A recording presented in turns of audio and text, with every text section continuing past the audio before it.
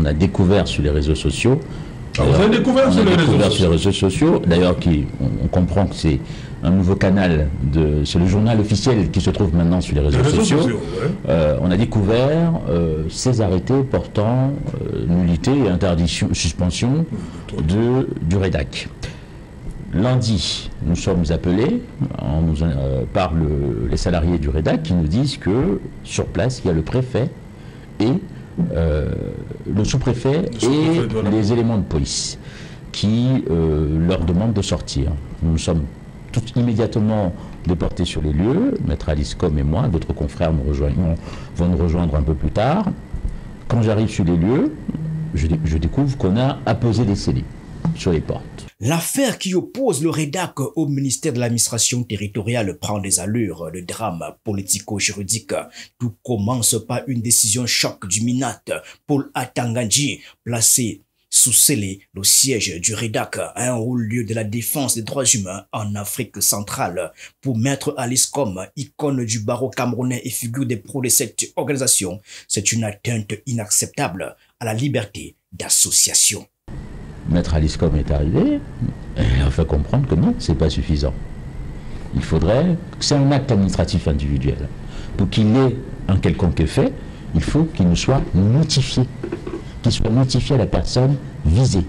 Or, ça n'a pas été le cas. Ici, nous avons un acte, l'exécution d'un acte qui est effectué sans même qu'on ne sache, nous, sans même qu'on ne notifie l'arrêté en question. Sans attendre, Alice Com riposte de la manière la plus symbolique qui soit. Elle brise les scellés. Ce geste audacieux ne fait qu'exacerber les tensions. Le préfet du Vory, bras local du MINAT, réagit en la convoquant pour expliquer son acte.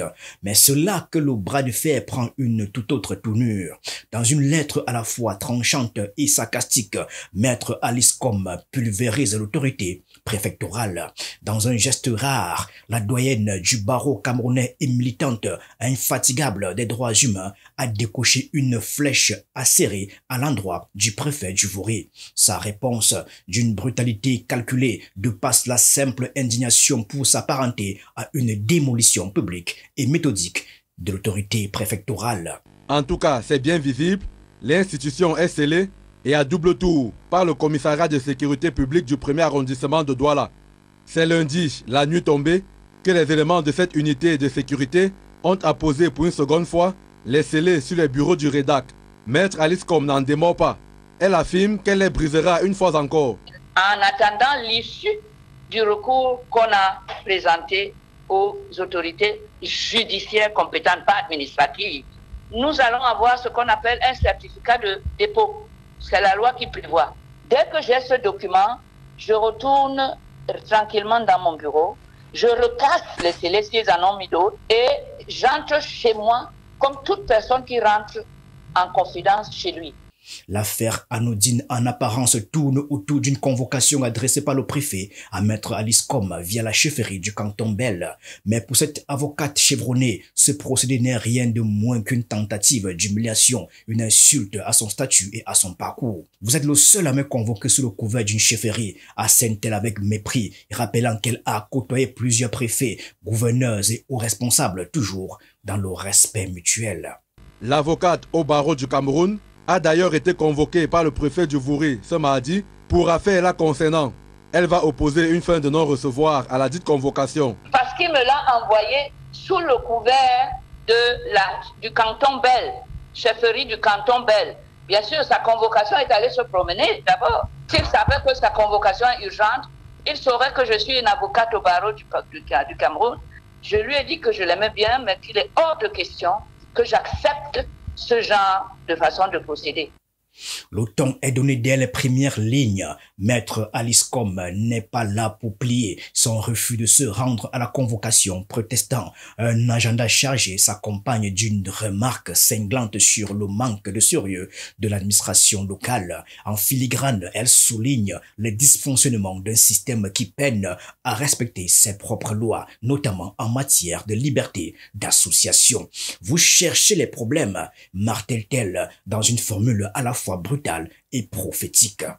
Maître Alice Com répondant à la convocation du préfet du Vory sur une feuille de cahier pose là un geste symbolique fort.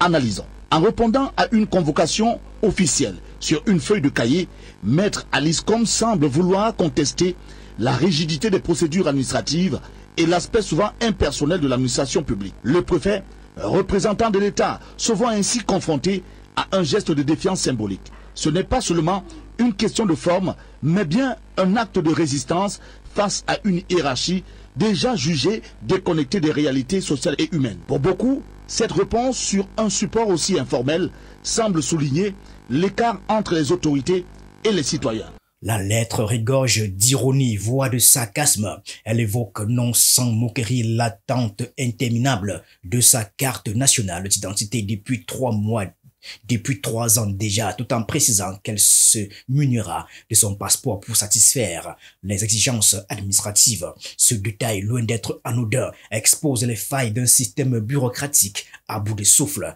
tout en renvoyant le préfet à ses propres responsabilités.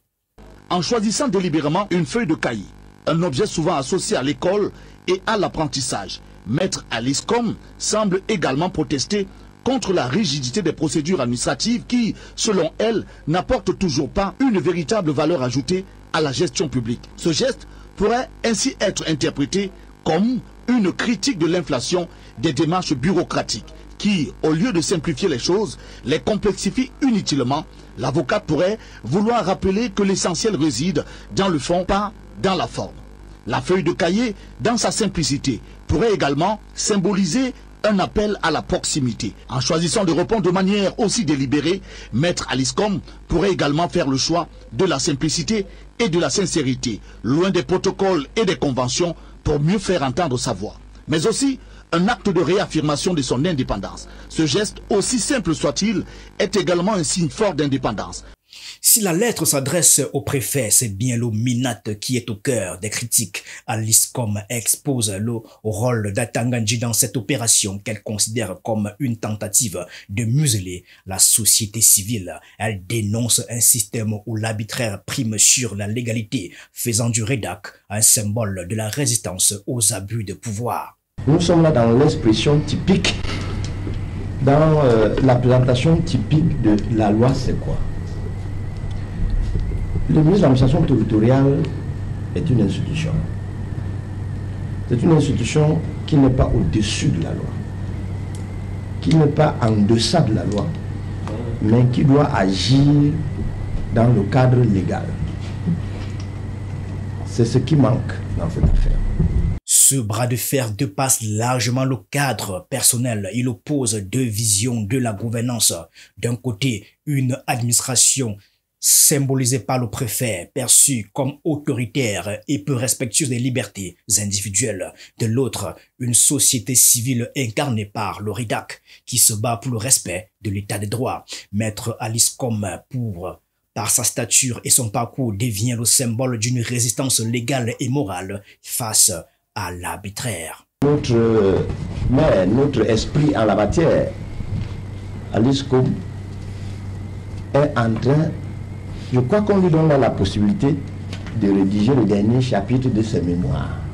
Je suis convaincu que le ministère de l'administration territoriale est en train de lui donner les arguments pour rédiger le dernier chapitre de ses mémoires. Parce que nous, avocats, quand nous la voyons, on se demande si nous sommes aussi avocats comme elle. Et dans cet ordre d'esprit, pour une petite digression, ce qui va se passer, c'est engager une procédure contre elle. Et elle va se taire. C'est le ministre de l'administration territoriale qui doit démontrer devant le juge.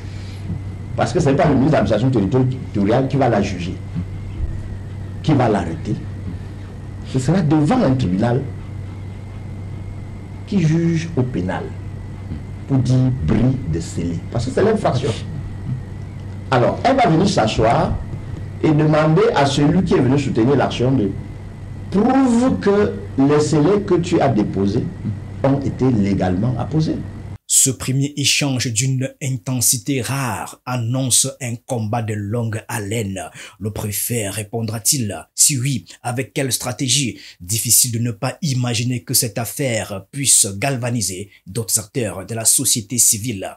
L'administration camerounaise est-elle prête à affronter cette tempête juridique et médiatique? Souvenez-vous de cette fable de la chèvre qui courait en brousse et on lui demande pourquoi, pas de la chèvre. Du lièvre. Non, pas du lièvre. De la girafe qui courait en brousse. On lui demande, le lion lui demande pourquoi tu cours. Il dit que tu es en train de couper les têtes à toutes les chèvres. Et le lion lui demande, mais c'est toi, est-ce que tu es chèvre? Il dit que le temps que je justifie que je ne suis pas chèvre. Dans le temps de la justice, ici, pose problème. Ce n'est pas le temps de tout le monde.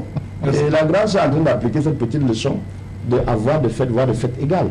Voilà. Nous attendons de voir exactement où se trouvera le vrai droit. Alors que le bras de fer entre le REDAC et l'autorité étatique monte en intensité, le ministre de l'administration territoriale Paul Atanga-Ndji a jeté de l'huile sur le feu lors d'une conférence de presse tenue hier dans son département ministériel. Avec un ton martial, il a défendu la mise sous scellé du siège du REDAC, accusant certains ONG d'être les marionnettes d'intérêts étrangers et de conspirer contre l'État camerounais. Dans ce qu'il qualifie de réponse ferme, le ministre a justifié les scellés comme une action visant à protéger l'intégrité nationale face à des campagnes de désinformation. Toutefois, son discours n'a pas abordé les arguments juridiques avancés par Maître Alice Com, notamment la violation flagrante de la loi sur la liberté d'association. En choisissant de politiser l'affaire, Paul Atanga-Ndji semble chercher à dissuader d'autres acteurs de la société civile de défier l'autorité de l'État. On écoute Paul Atanga-Ndji. Notre démarche vise à lutter contre le blanchiment des capitaux et le financement du terrorisme. C'est pour cette raison que les associations et les ONG doivent présenter obligatoirement les rapports d'activité annuels, un rapport d'activité et un rapport financier. Et lorsque nous exploitons les informations, le ministère de l'administration territoriale doit être convaincu que les montants reçus cadrent avec les objectifs de ces associations. Je prends l'exemple comme REDAC. Vous ne devez pas recevoir un franc venant de l'étranger. Un franc CFA. Si vous avez 10 membres, 15 membres et tout ça. Ce sont ces personnes qui soutiennent vos activités. Quant à Maître Alice Com, elle poursuit sa contre-offensive avec une précision chirurgicale. Sa lettre cinglante au préfet d'Uvuri résonne désormais comme un acte de défi lancé à l'ensemble de l'appareil étatique. Les célébrisés ne sont plus seulement un geste de rébellion. Ils symbolisent la résistance de la société civile face à un État jugé oppressif. Lorsque le ministre entre dans son bureau, il s'assoit. Il dit « je ferme parce que vous avez blanchi de l'argent ». Il est devenu le policier. Il est devenu le gendarme. Il est devenu le procureur. J'ai dit bien le procureur de la République. Il est devenu le juge d'instruction. Il est devenu le tribunal. C'est dans sa logique de dire que ça ne tient pas. Je vais vérifier. Si c'est un soupçon, la procédure est connue. Si c'est un soupçon, la procédure est connue. Mais quand c'est avéré, il y a l'instance qui le fait. Ça, c'est la première des choses. Deuxième des choses, en la forme, il peut arriver que ce soit vrai. Ces soupçons que le ministre présente. Il peut arriver. Mais est-ce qu'il doit le faire en marge de la loi? Est-ce que son acte administratif doit être délivré en marge de la loi? Il ne peut pas avoir ce qu'on appelle au quartier le joker. Il ne peut pas utiliser le joker. Le joker n'existe pas. Si ces soupçons, selon lui, sont fondés, la loi dit qu'il doit respecter une procédure. En droit, on dit que la forme n'est rien, mais rien ne vaut la forme. Effectivement, dans ce cas, nous avons l'habitude de dire que 2025 ne sera pas l'affaire de ceux qui n'ont pour seul outil que le marteau au Cameroun. Ce sera l'affaire de ceux qui connaissent. La sortie du Minat n'a fait qu'intensifier un duel déjà mémorable. D'un côté, Atangandji incarne une autorité déterminée à museler toute dissidence, utilisant des accusations de complot et de financement étranger comme armes. De l'autre, le rédac et Maître Alice Combes mobilisent le droit et l'opinion publique, transformant cette affaire en un test pour la démocratie camerounaise. Justement, nous demandons que M. Biya, qui justement s'est engagé sur le plan normatif à être un modèle en matière de droits de l'homme, qu'il se réveille, puisque sous son magistère aujourd'hui, on atteint le paroxysme de violation des droits de l'homme. Le suspense reste entier. Atangandji s'enfoncera-t-il dans sa posture autoritaire ou choisira-t-il de tempérer ses actions pour éviter une escalade juridique et médiatique d'un simple bâtiment scellé? Cette affaire s'est muée en un symbole de la lutte pour la liberté fondamentale. En conclusion, Maître Alice Combes ne se contente pas de défendre sa cause, elle lance un défi à l'autorité en place. Ce qui se joue ici dépasse les murs de la préfecture du Vouri. C'est une bataille pour la gouvernance et la justice, un test pour la démocratie camerounaise. Les prochains épisodes promettent d'être encore plus spectaculaires.